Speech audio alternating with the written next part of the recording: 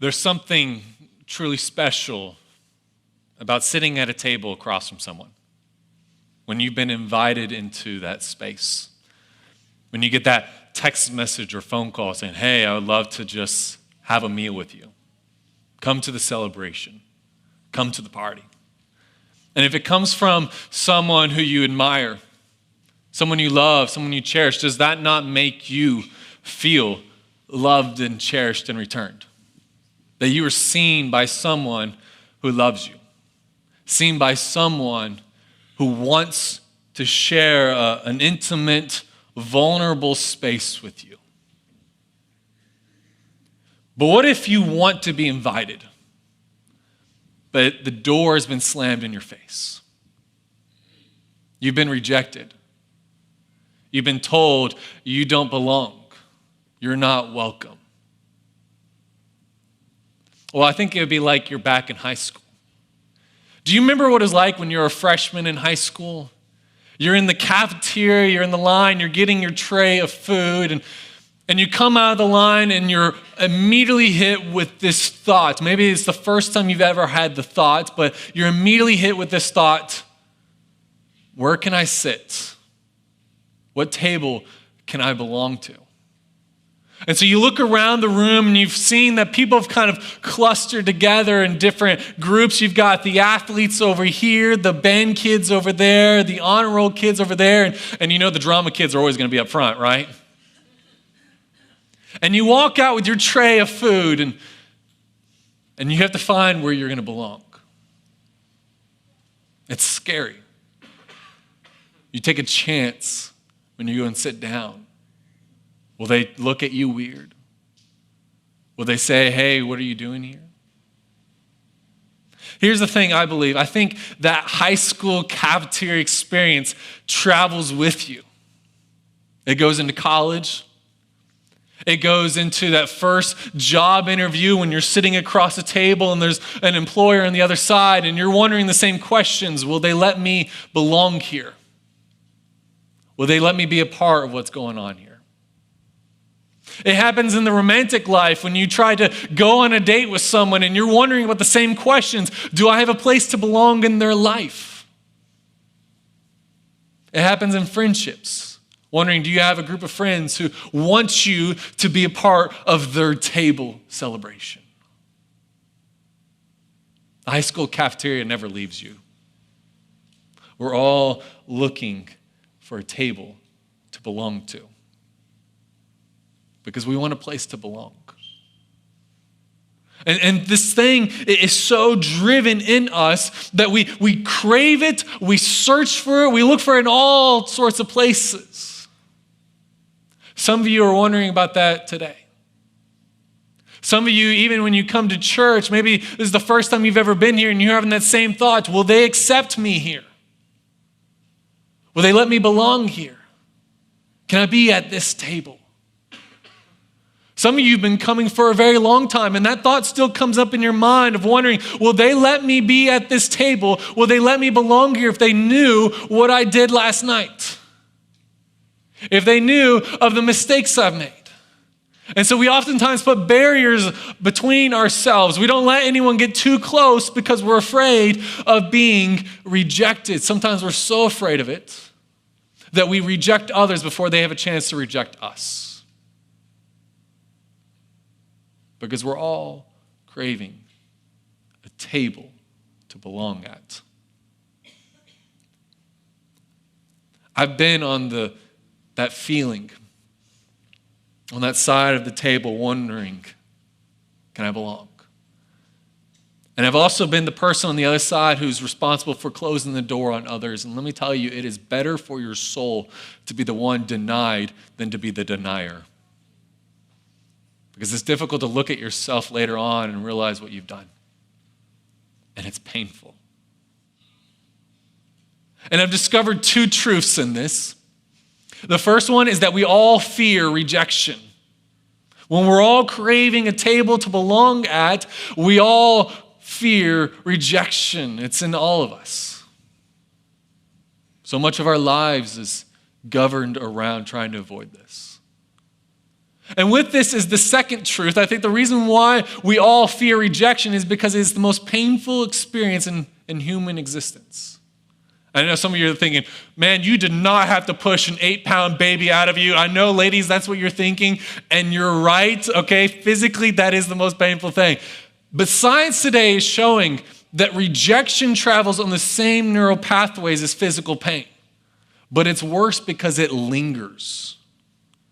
So yes, when my wife was giving birth to our daughter a few months ago, and I had that thought, wow, I'm really glad I'm not her right now. You know, all men, let's be honest, you had that thought probably when you're in that waiting room with your wives, yes. But here's the thing. There was an immediate turn of joy for her. The pain was forgotten. But rejection is something different. Rejection is something that science shows it lingers in our hearts. It festers like a wound, and sometimes it takes years of therapy to get over it. And maybe with that truth, we need to have a more private conversation about what happens in the more intimate and private parts of your lives, like the bedroom. See, we all fear rejection because we know how painful it is. And if you've lived a life of rejection and all you wanted was to have a table where you can sit at and belong to, there's this craving then within us of where can we find a place where we can belong? Where can we find a place where we're not going to be turned away? Where someone is going to see us for who we are, for everything about us, and still says, come, have a seat. You're welcome. I think as we're going to be diving into Scripture this morning, we see that Jesus has something to say about that space within our hearts that craves to hear those words. If you want to follow along with where we're going to be in Luke chapter 15 today and see what Jesus has to say to us in this space. And so a little recap on where we're at in this story. We're following the life story of Jesus, and we've been seeing that he's on a journey and he's traveling from place to place, and he's teaching people a new way to be human. It's all about coming under the loving reign and rule of a God who loves humanity and wants to rescue humanity. And he's going around and he's performing miracles and he's teaching these lessons and he's having these banquets. He's having these feasts. And what's remarkable about this is that he's inviting the wrong crowd to the table. See, everyone had an idea of who's allowed at the table of God and who isn't.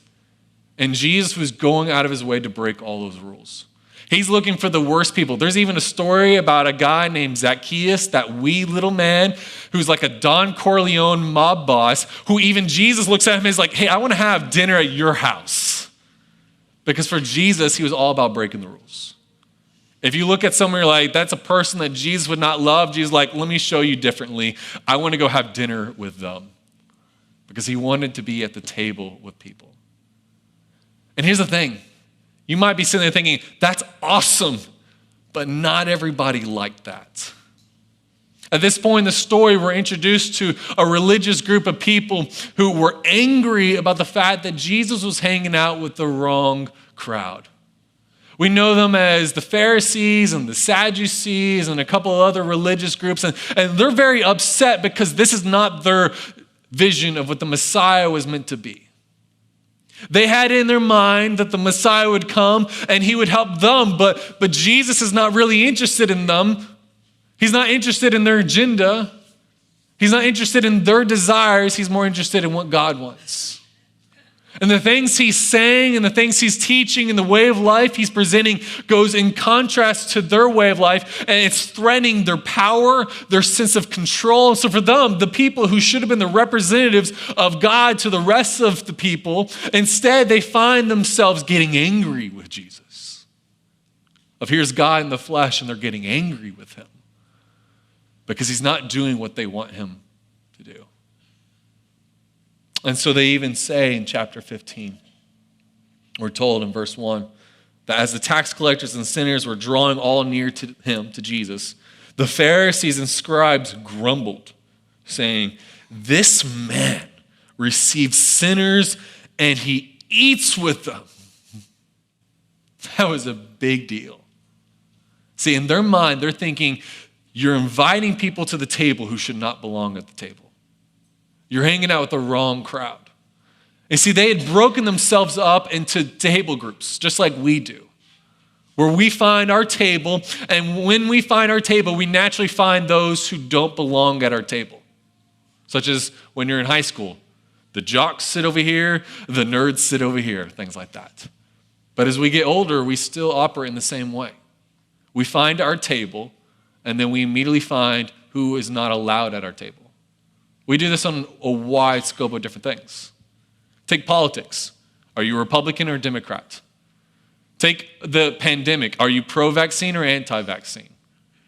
Take your generation which you're born in. Are you a millennial or are you a baby boomer? We naturally find our table, and then we immediately look to see who's not allowed at our table. That is the human way of operating. And this is what sin does. Sin in its culmination naturally looks to divide and separate people. And then there comes Jesus. And he's presenting a new way of life, a new community. And he's inviting the people who should have been denied. He's saying, come and join in at the table fellowship. And this is what's so radical about Christianity. It's not who's not allowed into the fellowship with God. It's those who are. And that's what's so surprising about Christianity. That's what's so surprising about Jesus, and that's what angers people so much, because of who he's letting into the table fellowship with Jesus. And Jesus is trying to explain to them what he's about, how he's come for the sick and needy to bring them righteousness. And so he starts to tell this story to try to get it across to his opposition what he's about, how he's playing into the grand scheme of human history. And it's a story which you probably have heard, because it's a rather famous story. It's a story about a rich father and his two sons. The father has this abundance of property and land, and one day one of his sons comes up to him, and his youngest son says, "Father, give me the share of property that is coming to me." And he divided his property between them. Now, understand, that is a dramatic thing to say. Basically, this youngest son comes up to his dad and says, "Dad, I know one day you're going to die and we're going to split your inheritance 50-50, but you know what? I don't really like you. I don't want to be part of this family anymore. So why don't you just go ahead and give me the inheritance now, and I'll get out of here. You'll never hear from me again because you're dead to me." I mean, wow. The father in that day and age, in a culture of shame and honor like that, would have had full justification to beat the tar out of his son right then. Probably still true today. Some of you fathers of teenagers are probably thinking, yes, I've had that conversation with my son, you know. I had my own conversations with my dad and like this, okay? So this happens. Now, this father doesn't do that. Rather, instead, he complies. It's like, yeah, sure, if you want to treat me like that, I'll give you what you want. And so this son leaves town. He travels to a new country, and he just spends all his wealth and reckless living. He's just having parties like, woo, crazy, let's spend all this money. And then a famine arrives, and he's got nothing left. So he's got to find a job. He's lost everything he had before, and the only job he can get is to be a servant at a pig farm. And so he spends his day feeding pigs, and the only food he has to afford to feed himself is the same food he feeds to the pigs. It's a miserable situation, one where he's hit rock bottom. And he remembers how his father treated his servants, how they were treated far better than him. And he knows he's got to go back and confront his father if he wants to be able to live. And he's like, I'm not going to be able to be a son to this man who I hurt, but maybe he'll treat me like a servant. In fact, he comes up with this plan in verse 18. He says, "I will arise and I'll go to my father, and I will say to him, 'Father, I have sinned against heaven and before you. I am no longer worthy to be called your son. Treat me as one of your hired servants.'" And so he travels back home with this plan in mind. It's not to manipulate his father. It's to beg for mercy from his father. He's like, just treat me like a servant. And so he's on his way back, but we're told this remarkable thing happens as he's traveling back. It's in verse 20 that while he was still a long way off, his father saw him and felt compassion and ran and embraced him and kissed him. And so in that society, you got this man who has been insulted, who has every right to hurt his son, but he shows mercy to his son. His son goes off and squanders his living and the blessings that his father gave him. His son comes back, and we find that the father has pretty much been waiting day after day on the front porch, just hoping, praying for his son to return. And when he sees his son far off in the distance, he takes off running, completely humiliates himself, because men did not run in that day and age. And he just takes off running, and he just embraces his son, and he's just crying, and he's kissing all over him. He's like, I'm so glad to see you again. You don't know how long I've been waiting for you to return home.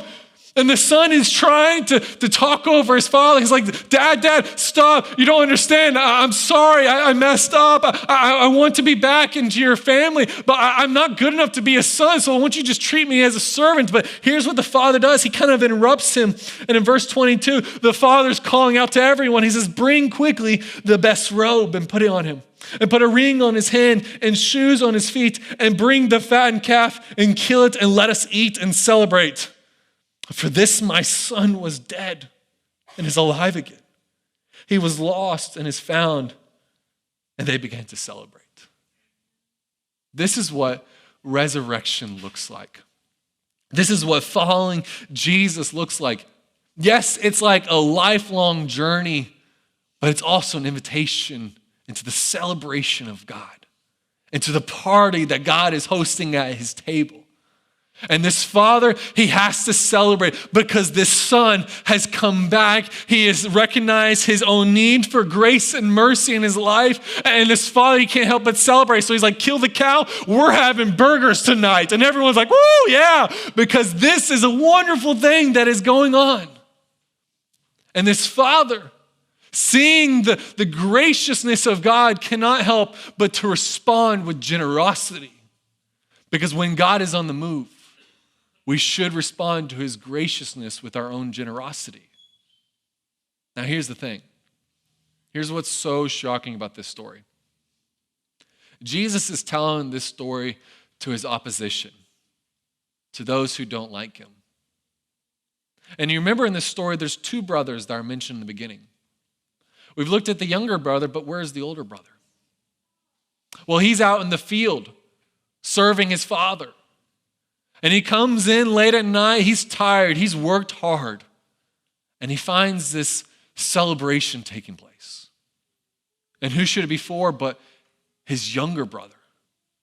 The brother who betrayed them. The brother who hurt him, who hurt his dad, and then left like a wrecking ball and left the older brother left to pick up the pieces and restore the family. And so this older brother, we're told, when he sees this, he was angry, and he refused to go in. He refused to sit at the table of the celebration of what God was doing. And we're told that the father came out and entreated him. The father's begging him, hey, please, son, come and join in the celebration of what's going on. Come and be a part of the table and what's going on in this location, what God is doing. The older brother responds. He says, look, these many years I have served you, and I never disobeyed your command. Yet you never gave me a young goat that I might celebrate with my friends. But when this son of yours came, notice he doesn't even say, when my brother returns. No, he says, this son of yours. He says it with an air of disgust. He's angry at his younger brother. He says, when this son of yours came, who has devoured your property with prostitutes, you killed the fattened calf for him.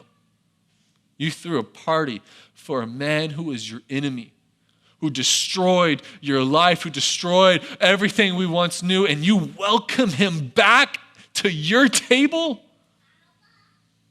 See, this older brother, he can't accept that. And in some ways, he's wrapped up his entire identity on the basis of being better than his younger brother. It's the same language that we hear today when people are like, I'm good, I'm a good person because I'm not in prison, or I'm not committing some heinous crimes. Or I'm a good person because you should really see the rest of my family. They're a mess. And so I'm the good person. Or I'm a good person with God. I'm good with God because of all the things I do for God. It's the same language. This guy has wrapped up his identity and who he is by being better than someone else, the person who he is denying at his table. And the father, he's upset about this. He's trying to get through to the pride of his son, and that's really what the issue is here. It's pride. It's this older brother who cannot accept what God is doing in his younger brother. And it's so common today. See, it's so common for us to step into that same prideful space when others have hurt us, when others have hurt the ones we care about, when others think differently than us, act differently than us, believe differently than us because they sit at a different table than us. It's so easy for us to act the exact same way. My favorite scholar, N.T. Wright, says this. He said, "Pride notoriously is the great cloud which blots out the sun of God's generosity.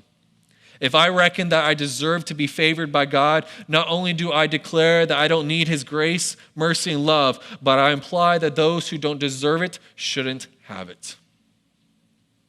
That's the older brother's problem. And it's so easy for us to fall into the same trap of thinking we're right, we're better, because someone is against us, someone's not at our table. We can all get that way. Now the father, he tries to get through his older son. And we're told in verse 31, where the father tells his oldest son, he says, "Son, you are always with me, and all that is mine is yours. It was fitting to celebrate and be glad, for this your brother was dead and is alive. He was lost and is found." And with that, Jesus ends the story. And I'll be honest, that drives me nuts. I don't like the fact that Jesus ends the story, and it's not really an ending of the story because we don't know what happens next. Does the father, convince his older son to step into a place of humility? Does the older son see what God is doing in his brother and he comes to join in at the table? Is his family reunited? Well, we're not told. Jesus kind of leaves it open for us to finish the story. Because in this story, remember, he's telling about the grand narrative of all of human existence. And Jesus putting himself in a very clear spot. He's the Father. And when we recognize that, what we're seeing is that Jesus welcomes all at his table who humbly see their need for God's mercy. Jesus welcomes all at his table who humbly see their need for God's mercy. And so if Jesus is the Father in this story, then it really begs the question, who are we? This is the grand narrative of all of human existence. God has brought in his kingdom. He's inviting everyone to come and live under the loving reign and rule of God. It's a table party. But are we like the younger son who humbly sees their need for God's mercy and grace and come to God begging to be part of the table? Or are we more like the older brother who's quick to turn people away who have hurt us, who think differently than us, who act differently than us, maybe even believe a little differently than us? Because more often than not, if we're honest, we're the second choice. We see it all around us. It's how we operate. And it's not what God intended. It's not what it means to be a Christian. To be a Christian is part of this celebration. Saying, you know what? I need mercy. I need God's grace. And then looking at the people next to you and realizing they need the same amount of grace and mercy. And maybe seeing that there's an obligation on your part to be a part of extending that out to others. Because what Jesus started is something completely brand new. It's a new way to be human. And there's only one table now in existence. It's table that Jesus formed. So all the other party lines, all the other barriers we tend to put up between one another, that cannot exist in the fellowship with Christ. But this is how we operate. And so this is about a change in understanding of what does it mean to follow Jesus. It means that the person sitting next to you right now needs as much grace and mercy as you do. Because here's the thing, when you understand that Jesus is hosting these parties and he's inviting the wrong crowd to be guests, what we see is that when we're invited to be a guest at the table that Christ is putting together, there's an obligation on our end to become hosts, inviting new guests to come in to be part of it. Because once you're at the table, you realize, you know what, there's a seat empty next to me that I need to invite someone else to this table as well. This is what it means to follow Jesus. It's to join in the celebration of what's going on with him.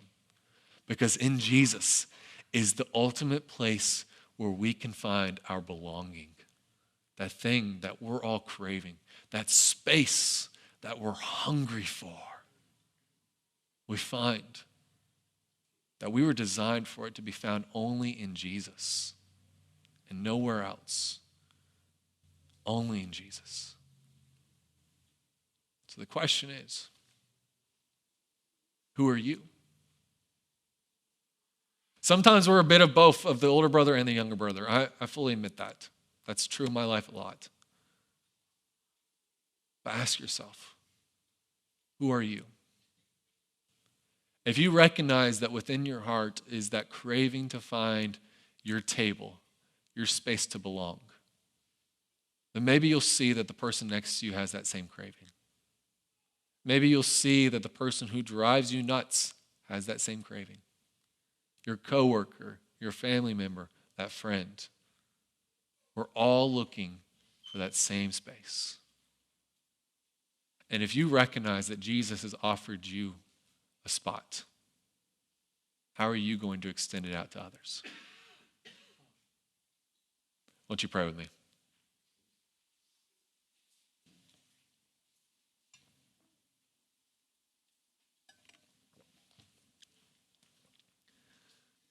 Jesus, I was moved by the last song we sung. Who am I to be worthy of your love? Who am I that you would save my soul? Who am I that you would invite me to be a part of your table? Because I'm ashamed sometimes to admit that many times I'm like the older brother. I have my own tendencies sometimes, Father, to put up barriers, to put up restrictions upon others. Because if they look differently than me, act differently than me, whatever it is, Father, I'm just as prone as anyone else to do that. And I am sorry because that's not the gospel way. And I recognize that here's an invitation for us to come into a new way of life.